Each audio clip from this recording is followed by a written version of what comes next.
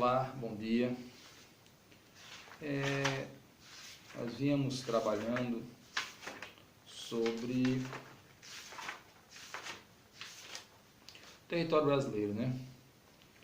No módulo 2 do capítulo 3. Esse território brasileiro, ele é um assunto bem vasto, né? Mas de fácil compreensão por nós sermos brasileiros, né?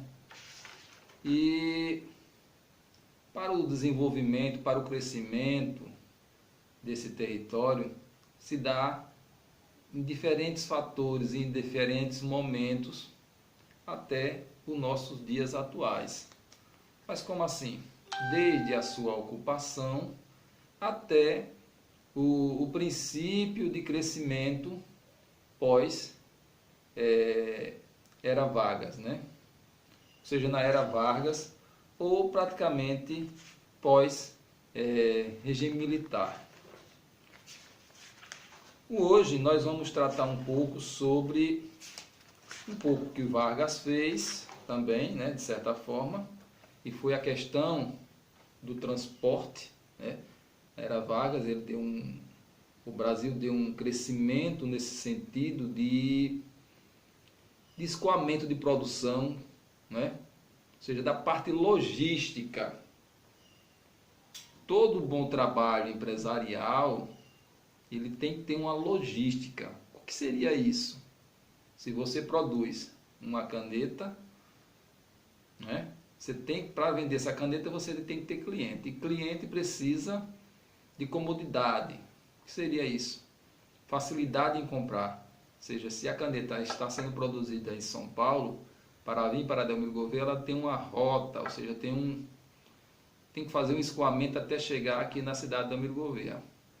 Seja através de representantes, seja através de fornecedores, seja através da internet, mas tudo vai precisar de logística, seja de caminhões, seja aviões, seja navios, seja trem, né? Nós vamos falar um pouco disso nesse assunto de hoje, né? Aqui falando um pouco sobre as rodovias asfaltadas, nós temos uma extensão de mais ou menos 213 mil quilômetros. Os meios de transporte e integração do território brasileiro, né? Essa é uma razão grande de dimensão da nosso território. É muito difícil para um governo administrar tamanho território com perfeitas adequações para cada realidade de cada município. É bem complexo, né? Mas há necessidade. Nós temos uma grande déficit na questão das ferroviárias, né? As ferrovias, aliás. As ferrovias são os trens, né? Nós temos um grande déficit. Teve um grande aumento na época anterior um pouco à ditadura militar. No período da ditadura, após, essas ferrovias foram fragmentadas, né? Aqui a cidade de Delmiro Gouveia tinha ferrovia, nós tínhamos interligava entre Delmiro a Piranhas, né, para escoamento da produção, tanto da fábrica como vinda de outros locais, ou seja, de algodão, para vir para a fábrica. Nessa época também tinha o quê? O próprio movimento do Rio São Francisco. Que sentido? O Rio São Francisco tinha a sua hidrovia, ou seja, era navegável nessa época. Mas depois, com a construção das usinas, veio esse problema de não circular os barcos, né? Ou seja, com a construção da usina, era para ter feito eclusas. O que seria eclusas? Seria que nem fosse um elevador dos barcos. Entra num local, ali enche e eleva o barco para passar de um lado para o outro. Mas isso não teve projetos para isso, e se houve, foi engavetado e esse dinheiro não foi apregado nesse sistema, né? As rodovias em relação às vias de transportes, As rodovias em nosso país são predominantes e responsáveis pela maior parte da circulação de cargas pesadas, né? Com a extensão das rodovias, as ferrovias foram sendo deixadas de lado, né? Por quê? Com o aumento da produtividade dos caminhões e carretas, a necessidade, ou seja, do capital adentrar o Brasil, favoreceu a isso. Reduziu os transportes férreos para os transportes automotivos, né? Ou seja, surgiu a poluição, mais degradação do meio ambiente. E os trens, ele tem um custo-benefício bem melhor do que carros, né? Assim também como uma parte os trechos de hidrovias, né? Que são através dos barcos, transportam bem. Mas o predomínio brasileiro está dentro do capital, então é através dos caminhões que circulam as nossas mercadorias, né?